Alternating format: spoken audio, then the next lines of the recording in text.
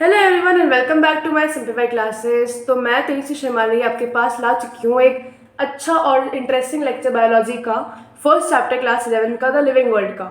तो मेरा main motive इस चैप्टर को पढ़ाने का ये है कि ये चैप्टर बहुत इजी है वैसे देखा जाए तो, लेकिन इस चैप्टर को अगर हम 10 या 15 मिनट में निपटा सकें तो हमारा एक बहुत सीवी टाइम बच जाता है जो आप लोग अपना फिजिक्स या केमिस्ट्री में दे सकते हो।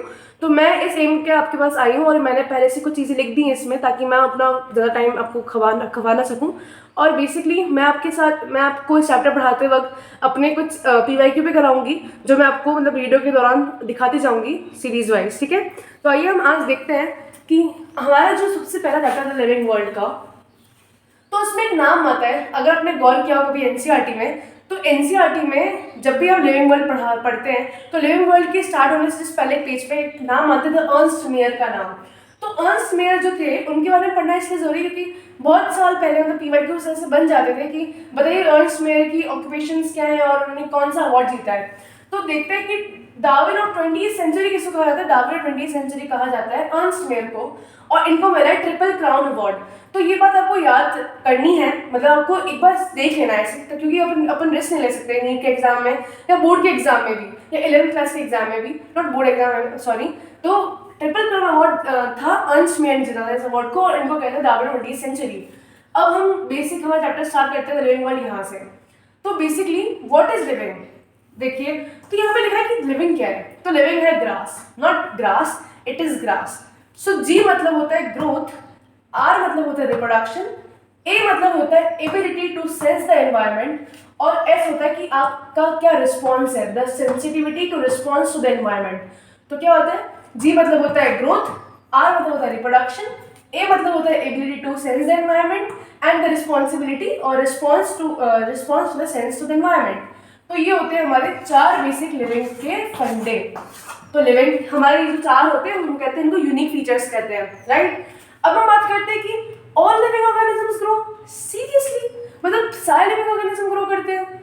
हाँ करते हैं, बट एक बात बताइए, अच्छा हम जिससे हम बोलते हैं ऑल लिविंग ऑर्गेनिजम्स ग्रो, हम भी लिविंग ऑर्गेनिज्म है, हम भी ग्रो करते हैं, बट आपने ये सवाल के मन में सोचा है कि हम तो सिर्फ प्यूबर्टी तक ग्रो करते हैं, 19 लास्ट होती है एज ग्रो करने की, उसके बाद तो या तो आपका वेट गेन होता है या तो आपकी हाइट तो बिल्कुल नहीं बढ़ती तक बढ़ती है, तो आप इसको ग्रो कैसे कह सकते हैं। तो yes, as first increase in mass is also a growth, increase in number is also a growth. तो ग्रोथ मतलब होते हैं दो फैक्टर, आपको इस एनसीईआरटी में ये जो दो पॉइंट दे रखे हैं इनको हम कहते हैं ट्विन कैरेक्टरिस्टिक्स ऑफ ग्रोथ। तो नोट करिएगा कि ये जो दो कैरेक्टर होते हैं वो ट्विन कैरेक्टरिस्टिक होते हैं ग्रोथ के, यानी कि increase in mass and increase in number as well, right. अब लिखा है यहाँ पे multi cellular organism growth is taken place by cell division. तो मल्टी सेलुलर ऑर्गेनिज्म की ग्रोथ कैसे होती है, through the cell division, okay. अब हम देखते हैं प्लांट और एनिमल्स की जो ग्रोथ होती है वो किस किस टाइप से होती है, राइट। तो प्लांट्स की जो ग्रोथ होती है वो इंटरमिनेट होती है। प्लांट जो होते हैं ना वो कंटिन्यूसली ग्रो करते रहते हैं। अगर आपने किसी पीपल के पेड़ को या बैनियन ट्री को देखा होगा तो कंटिन्यूसली ग्रो करते रहते हैं। हम उनको नहीं कहते कि तुम 19 साल तक ग्रो करोगे या फिर तुम 18 साल तक ग्रो करोगे, नहीं, वो कंटिन्यूसली ग्रो करते थे, that's why they are known as indeterminate, right. And animals have a close growth, means animals can grow up to a certain age और certain period, that's why they are just written, मैंने यहाँ पे लिखा भी है कि up to the certain extent the animals growth, okay. तो आइए हम जानते हैं ग्रोथ और रिप्रोडक्शन जो होता है वो आपस में म्यूचुअली एक्सक्लूसिव इवेंट्स होते हैं, राइट। ये भी एनसीईआरटी की लाइन है, तो हम इसको अब हम जानते हैं कि ग्रोथ और रिप्रोडक्शन जो होता है वो आपस में म्यूचुअली एक्सक्लूसिव इवेंट्स होते हैं। अब ये एक्सक्लूसिव इवेंट्स क्या होता है, जब भी कोई दो या एक से या फिर एक से ज़्यादा इवेंट्स अगर साइमल्टेनियसली अगर साथ साथ में ना हो सके उसको हम कहते हैं म्यूचुअली एक्सक्लूसिव इवेंट्स, राइट। तो बेसिकली हम पहले बात करेंगे ग्रोथ की कि आपके एनसीईआरटी में पहले ग्रोथ दिया, उसके बाद रिप्रोडक्शन दिया, उसके बाद बाकी अदर फैक्टर्स दिए हैं। तो आइए हम देखते हैं कि ग्रोथ जो होता है वो कैसे अफेक्ट करता है। तो सबसे पहली बात, ग्रोथ जो होती है वो एक नॉन डिफाइनिंग प्रॉपर्टी होती है। आप किसी भी लिविंग ऑर्गेनिज्म को ग्रोथ के हिसाब से डिफाइन नहीं कर पाओगे कि वो एक फैक्टर है लिविंग ग्रोथ को डिफाइन करने के लिए, नहीं। तो because non living materials also grow through the accumulation of material.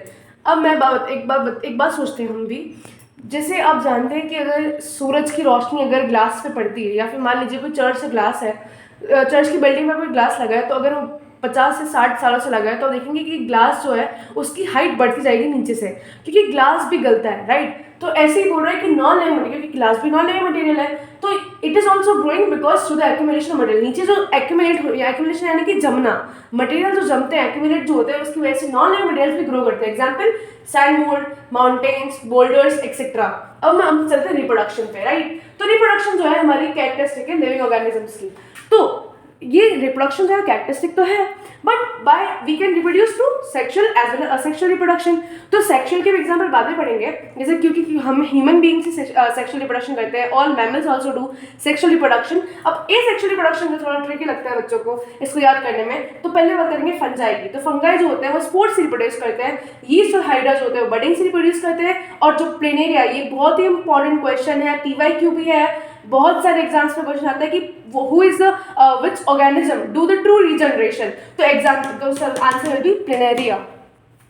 तो हम वापस कंटिन्यू करते हैं हमारी रिप्रोडक्शन को और सेक्सुअल रिप्रोडक्शन को। तो fungi, filamentous algae and protonema of mosses, right, they also do multiplication by fragmentation. तो ये इंपॉर्टेंट चीजें हैं, कुछ कुछ हमने पैराग्राफ से निकाली यहाँ के लिए, क्योंकि एनसीईआरटी की हर एक लाइन बहुत इंपॉर्टेंट है।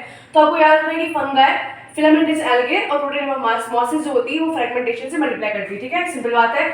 अब यूनिसेलुलर ऑर्गेनिज्म हमने एग्जांपल लिया कि यूनिसेलुलर एग्जांपल बहुत कम है, बैक्टीरिया हो गया, अमीबा हो गया। तो ये सब जो होते हैं उनका जो ग्रोथ होता है वो इज सिनोनिमस टू रिप्रोडक्शन। ये एनसीईआरटी लाइन में हमने इसको इक्विवेलेंट लिखा है, क्योंकि बिल्कुल इक्विवेलेंट का साइन होता है, इसलिए growth is equivalent to reproduction और growth is synonymous to reproduction, right. Now अब हम बात करते हैं कि why reproduction is not a defining feature. अब रिप्रोडक्शन जो होता है इन सब चीजों में भी होता है, सेक्सुअल रिप्रोडक्शन ह्यूमन भी करता है, बट इसको डिफाइनिंग फीचर क्यों नहीं कहा गया हमने?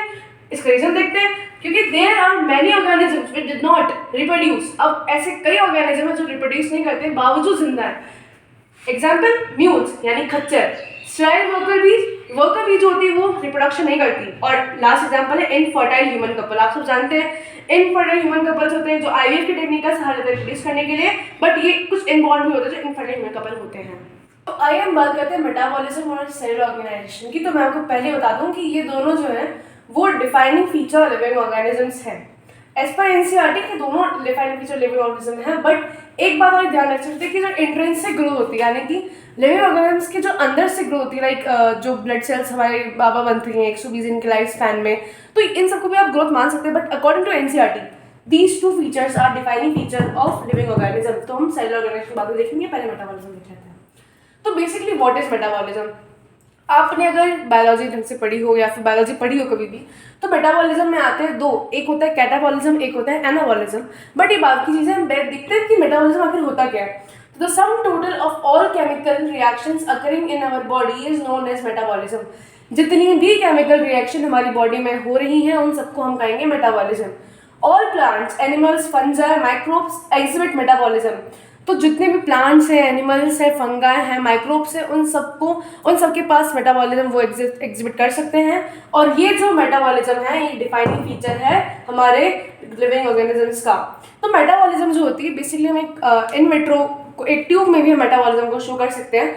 अब सेल ऑर्गेनाइजेशन यानी कि हमारे पास सेलुलर स्ट्रक्चर्स है, राइट, हमारे पास सेल्स है। तो ये सेल ऑर्गेनाइजेशन अगर किसी भी चीज में प्रेजेंट होता है उसको हम कहते हैं डिफाइनिंग फीचर लिविंग ऑर्गेनिजम्स। तो बेसिकली हमने एनसीईआरटी अकॉर्डिंग पढ़ा कि कॉन्शियसनेस, मैंने आपको पिछले वाले में बताया कि कॉन्शियसनेस बोलते हैं, बट कॉन्शियसनेस, मेटाबॉलिज्म और सेलुलर ऑर्गेनाइजेशन जो होते हैं वो हमारी defining property of living organisms होते हैं।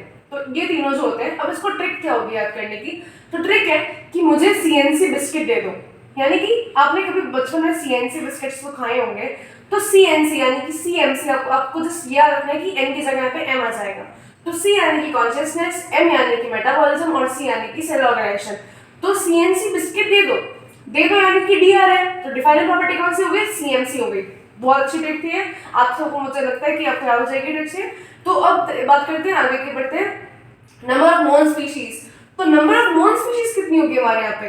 तो नंबर ऑफ नॉन स्पीशीज जो होती है वो होती है 1.7 to 1.8 मिलियन होती है known species according to the NCERT paragraph. Okay, now to standardise scientific names all over the world there is a nomenclature. अच्छा बताइए, आपके गली मोहल्ले में रोज को गुलाब कहते होंगे या फिर कभी किसी और नाम से पुकारा जाता होगा, ऐसे जैसे चाइना रोज होता है तो कोई लोग चाइना रोज कहते हैं, कुछ को हिबिस्कस कहते हैं, कुछ को इसको शू फ्लावर कहते हैं। तो बट इसका एक नाम स्टैंडर्डाइज करने के लिए ताकि हम किसी भी दुनिया कोने में जाए तो उसको एक ही नाम से जाने, इसलिए हमने नॉमेनक्लेचर दिया।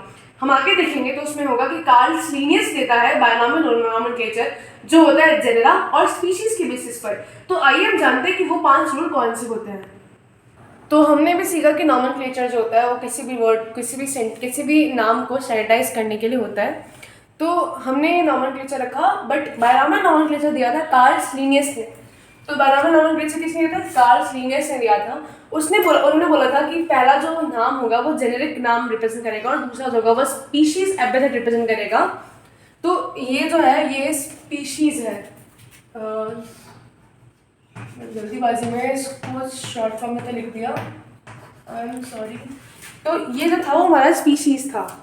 अब हम बात करते हैं कि इसके रूल्स क्या है। पहला रूल है बायोलॉजिकल नाम जो भी होंगे वो लैटिन लैंग्वेज से ओरिजिन होंगे और उनका जो हम लिखेंगे उसको हम लिखेंगे इटैलिक्स में लिखेंगे। ये इटैलिक्स नहीं है बट आप समझ सकते हैं इटैलिक्स लिखेंगे हम। दूसरी बात, जो भी फर्स्ट वर्ड होगा वो हमारा जीनस को रिप्रेजेंट करेगा और दूसरा जो वर्ड होगा वो होगा हमारा स्पीशीज एपिथेट, राइट। थर्ड, अगर जब भी हम किसी नाम को अपने हाथ से लिखेंगे, राइट, जिसमें हमने हाथ से लिखा है, सबको हाथ से लिखा है, तो मैं क्या लिखूंगी, जिसमें कोई एग्जांपल लेती हूँ, जैसे मैं रोजा इंडिका लेती हूँ, राइट। तो मैं रोजा इंडिका अगर लूंगी, अगर मैं रोजा इंडिका लेती हूँ यहाँ पे, जैसे रोजा और इंडिका, तो क्या बोला इसने, when hand written they should be separately underline. तो मैं इसको क्या करूँगी, अंडरलाइन कर दूंगी, ठीक है, रोजा इंडिका। अब नेक्स्ट रूल एक और आएगा, इसमें इसकी साइंटिस्ट का नाम लिखा होगा, जैसे कार्ल लीनियस है तो आगे लिन भी लगेगा, बट हमें अभी नहीं लगाना है। तो जीनस जो होगा वो कैपिटल लेटर में लिखा जाए, राइट। तो कैपिटल लेटर में लिखा है मैंने, जीनस आर कैपिटल में लिखा है। स्पीशीज एपिथेट जो होगा, the name of the author is written after specific epithet, right. Specific यानी कि स्पीशीज एपिथेट, राइट। तो जो ऑथर का नाम है वो हम लिखेंगे आफ्टर स्पीशीज एपिथेट। हमने बायनॉमियल नॉमेनक्लेचर में सीखा कि जब भी हम नाम लिखते हैं तो पहला नाम जो होता है वो जेनरा को रिप्रेजेंट करता है, दूसरा नाम जो होता है वो करता है स्पीशीज एपिथेट को रिप्रेजेंट, और जो ऑथर का नाम इस रूल के अकॉर्डिंग बोला है वो लास्ट में आएगा, यानी कि after the species epithet, right. तो Mangifera indica is the scientific name for mango. मैं यहाँ पे लिखना भूल चुकी हूँ, तो यहाँ पे लिखते हैं कि ये जो नाम है वो रिप्रेजेंट करता है किसको, मैंगो को। तो ये मैंगो का साइंटिफिक नाम है। Musca domestica, it is a scientific name for house fly. और ये हमारा सबसे फेवरेट नाम है होमो सैपियन, जो है हम ह्यूमन बींग्स। तो हमने ये सीखा बायनॉमियल नॉमेनक्लेचर में सीखा कि पहला नाम जेनेरा, दूसरा नाम स्पीशीज एपिथेट और तीसरा नाम उसके ऑथर का, राइट। अब मैं आपको डिस्कस करूंगी आपके पीवाईक्यूज। जैसे मैं आप पढ़ूंगी तो आपको वहाँ पे क्वेश्चन वैसा मिल जाएगा। करूंगी मेरे 50 मिनट की सीरीज में, क्योंकि टेक्सोनॉमिकल कैटेगरी जो हमारे टेक्सोनॉमिकल एड्स है वो एक पूरा अलग टॉपिक जाता है, तो उसको मैं ब्रीफली डिस्कस करूंगी 10 मिनट में वो भी। तो मैं चाहती हूँ कि यहाँ तक जो है वो आप पूरे ढंग से समझिए, NCERT line by line revise करिए, और जितने भी मैं पीवाईक्यू कराऊंगी आई एम डैम श्योर कि वो पीवाईक्यू जो होंगे आपके बेसिकली इस पूरी सीरीज से सॉल्व हो जाएंगे। तो आइए हम क्वेश्चन देखते हैं। तो पहला क्वेश्चन मैं ले रही हूँ यहाँ पे 2019 का। तो क्वेश्चन कहता है कि select the correctly written scientific name of mango which was first described by Carolus Linnaeus. तो पहला ऑप्शन और दूसरा, तीसरा, चौथा ऑप्शन आपकी स्क्रीन पे आपको दिख जाएगा। पहला ऑप्शन में क्या है, मैंगीफेरा इंडिका है। अब यहाँ पे देखिए कि मैंगीफेरा इंडिका दोनों कैपिटल लेटर्स में, राइट। तो ये हमारा नहीं हो सकता, क्योंकि हमारे rule according to the rule पहला जो होता है नाम जेनेरा का वो होता है कैपिटल लेटर्स में और दूसरा जो होता है वो स्मॉल लेटर्स में होता है। तो पहला ऑप्शन गलत हो गया। दूसरा ऑप्शन देखेंगे तो मैंगीफेरा इंडिका कार्ल लीनियस। तो देखिए हमने पढ़ा कि ऑथर का जो नाम आएगा उसका सिर्फ नाम हम लिंक करके रिप्रेजेंट कर सकते हैं अकॉर्डिंग टू एनसीईआरटी। तो ये सेकंड ऑप्शन में हमारा गलत हो जाता है according to the fifth rule, ठीक है। थर्ड ऑप्शन देखते हैं हमें पता लगता है कि ये इटैलिक्स में भी है। पहला जो जेनेरा का नाम है वो कैपिटल में भी है, दूसरा स्मॉल लेटर्स में, और लिन का नाम भी बिल्कुल सही है। तो हमारा आंसर कौन सा हो गया, थर्ड ऑप्शन। अब हम देखते हैं उड़ीसा नीट 2019 का question, which of the following is against the rules of ICBN. तो आपके एनसीईआरटी में आईसीबीएन और आईसीजेडएन का नाम दिया हुआ है, जिसको हम कहते हैं इंटरनेशनल। तो अकॉर्डिंग टू एनसीईआरटी आईसीबीएन जो होता है वो होता है international code for botanical nomenclature, और आईसीजेडएन जो होता है वो होता है international code for zoological nomenclature. तो इसमें लिखा है कि which of the following is against the rules of ICBN, ठीक है। First option, hand written scientific name should be underline, ठीक है, सही बात है। Second option, every species should have a generic name and a specific epithet, बिल्कुल सही बात है। थर्ड ऑप्शन है, scientific names are in Latin and should be italicised, यानी कि नाम तो लैटिन में होने चाहिए बट इटैलिक्स फॉन्ट में होने चाहिए, ये भी बिल्कुल सही बात है।